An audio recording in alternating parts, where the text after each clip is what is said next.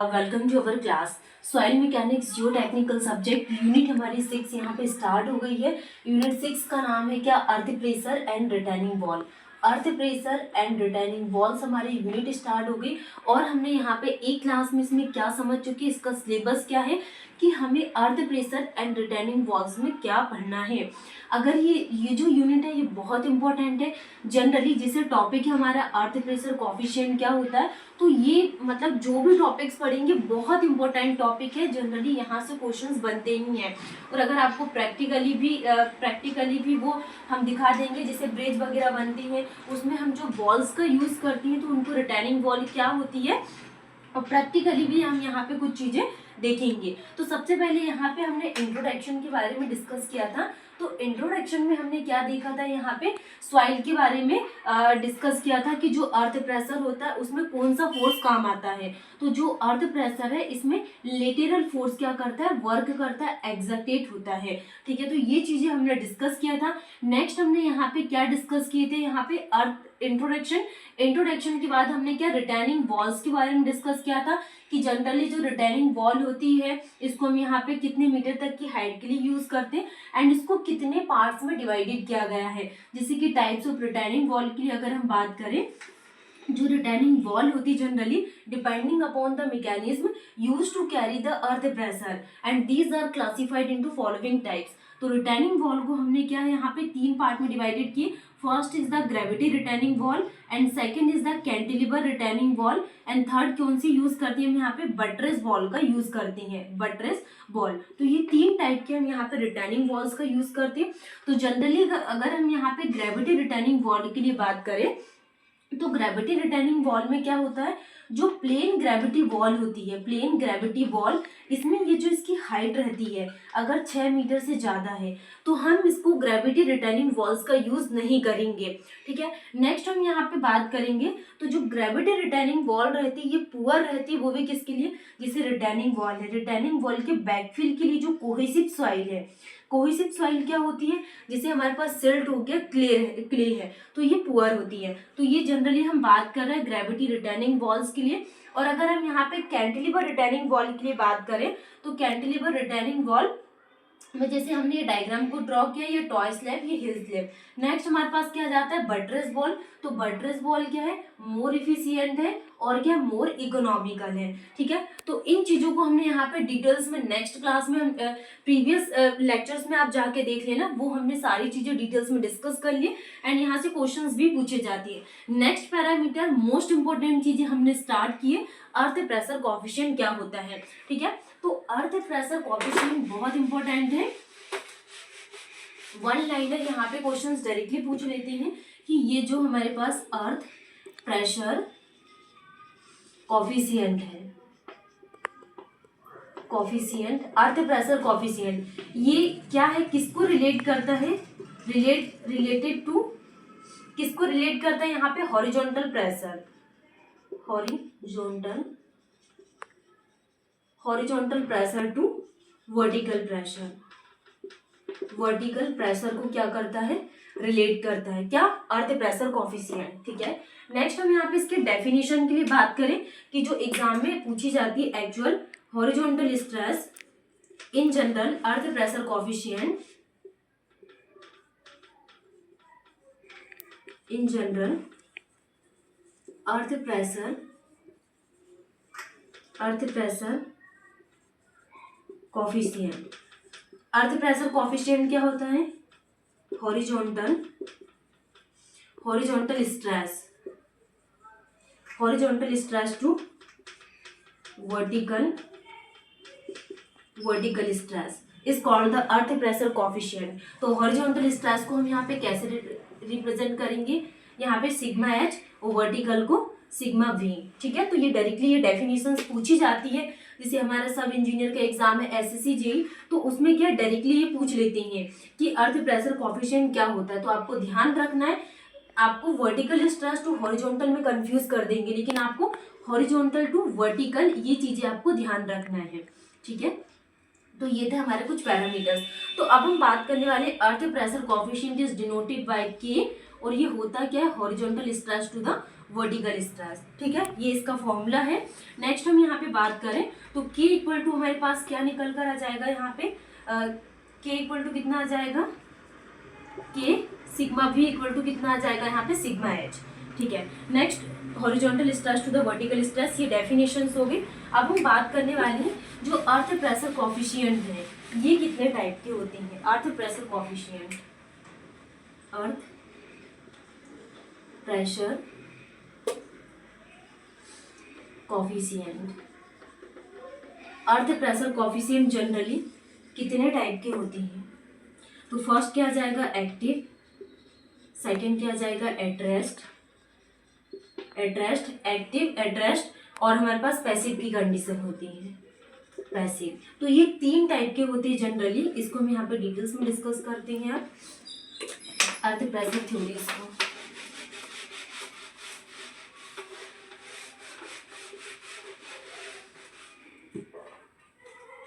Earth pressure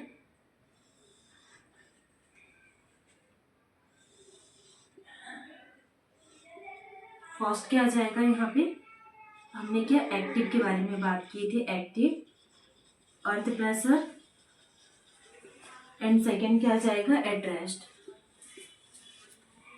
first हमारा क्या था एक्टिव अर्थ प्रेशर। नेक्स्ट हम बात करने वाले हैं एट रेस्ट की कंडीशन कि एट रेस्ट में क्या होता है, at rest earth pressure. Next हम बात करने वाले हैं passive earth pressure, passive earth pressure. तो अगर हम यहाँ पे एक्टिव स्टेज के लिए बात करें तो एक्टिव स्टेज की क्या कंडीशन होती है, ये हमने क्या एक बॉल को ड्रॉ किया और ये हो गई क्या इसकी हाइट, ये हो गई क्या हाइट। नेक्स्ट हम यहाँ पे इसमें कुछ डायग्राम्स के बारे में डिस्कस करेंगे। इस तरीके से कुछ इसका क्या डायग्राम बनेगा। ठीक है, एक्टिव अर्थ प्रेशर का।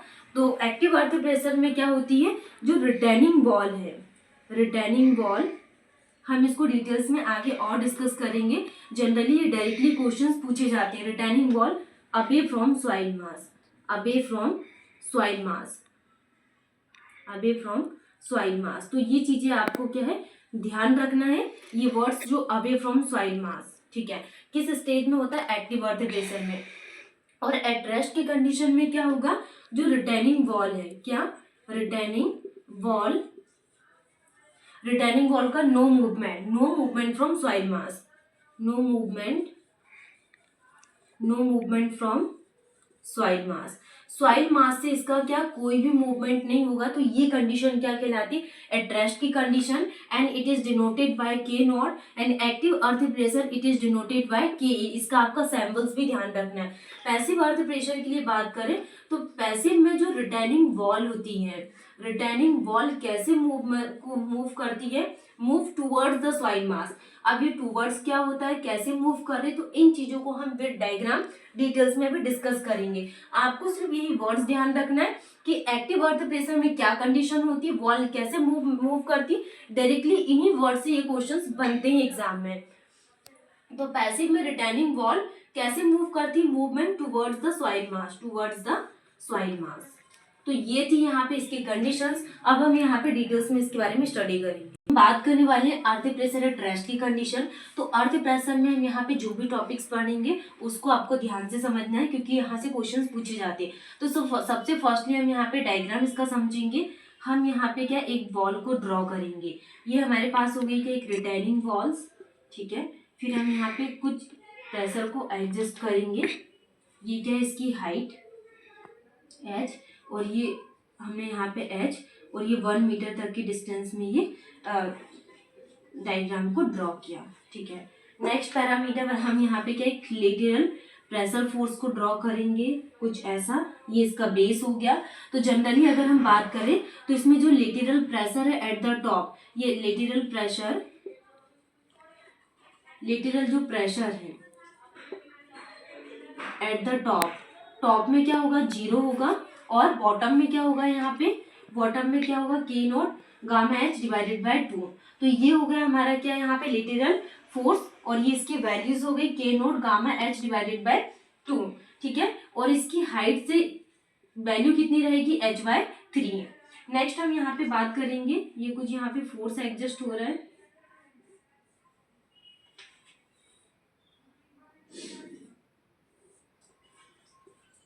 1/2 के note gamma H divided by gamma H square, और यहाँ से यहाँ तक इसकी हाइट कितनी रहेगी, h/3। तो ये था इसका डायग्राम। नेक्स्ट हम बात करने वाले हैं कि जो अर्थ प्रेशर एट रेस्ट की कंडीशन में हमारे पास जो बॉल है ये कैसी रहेगी, रिजिड। बॉल इज रिजिड और अनयील्डिंग। बॉल कैसी रहेगी यहाँ पे, रिजिड और अनयील्डिंग। अनयील्डिंग और रिजिड का क्या मतलब होगा, मतलब उसमें कोई भी स्ट्रैंड डेवलप नहीं हो रहा है। स्ट्रैंड डेवलप नहीं हो रहा, दैट मीन्स नो डिस्प्लेसमेंट, कोई भी यहाँ पे डिस्प्लेसमेंट भी नहीं होगा। तो earth pressure regarding this condition is known as earth pressure at rest, इसको बोला जाता है। एंड जो यहाँ पे लेटरल स्ट्रैंड होगा, लेटरल स्ट्रैंड क्या होगा, यहाँ पे 0 होगा इस कंडीशन में, ठीक है। अर्थ प्रेशर एट रेस्ट की कंडीशन में हमने इसके डायग्राम्स के बारे में डिस्कस किया। अब हम बात करने वाले हैं कि जो अर्थ प्रेशर एट रेस्ट की कंडीशन होती है, इसमें एक बॉल होती है। बॉल में अगर हम यहाँ पे कोई भी लोड लगाएंगे और ये बॉल कैसी, रिजिड है और अनयील्डिंग है, और रिजिड और अनयील्डिंग का मतलब होता है उसमें कोई भी स्ट्रैंड डेवलप नहीं हो रहा, और स्ट्रैंड का मतलब क्या होता है, यहाँ पे change in length divided by length is called the strand, ये बोला जाता है। स्ट्रैंड की डेफिनेशंस भी एग्जाम में पूछ लेते हैं। एंड स्ट्रैंड की जो यूनिट होती है, और यूनिट क्या होती है इसकी, यूनिट लेस होती है। ये क्या होता है, यूनिट लेस होता है। तो ये चीजें हमने डिस्कस कर ली। अगर हम यहाँ पे स्ट्रैंड के लिए बात करें तो जो लेटरल स्ट्रैंड होता है, जैसे फोर्स लग रहा है, तो ये क्या होता है, यहाँ पे 0 होता है इस कंडीशन में। और ये सारे पैरामीटर्स को हमने यहाँ पे अर्थ प्रेशर एट रेस्ट की कंडीशन बोले थे। And it is denoted by के नोट, इसको डिनोट कर दें। और जनरली होता क्या है, जो हमने डिस्कस किए थे, horizontal stress divided by vertical stress equal to mu divided by 1 minus mu equal to K naught. And mu is the Poisson ratio at the soil mass, और ये क्या है यहाँ पे, पॉइजन रेशियो, ठीक है। तो ये वैल्यूज हमारे पास निकल कर आ गए। तो हॉरिजॉन्टल स्ट्रेस इक्वल टू क्या आ जाएगा यहाँ पे, mu vertical stress, mu vertical stress, या फिर आप इसको क्या लिख सकते हो, के नॉट वर्टिकल स्ट्रेस। तो ये कुछ चीजें हैं जो हमारे निकल कर आ गई। अब हम बात करने वाले हैं लेटरल अर्थ प्रेशर क्या होता है। Lateral earth pressure force, lateral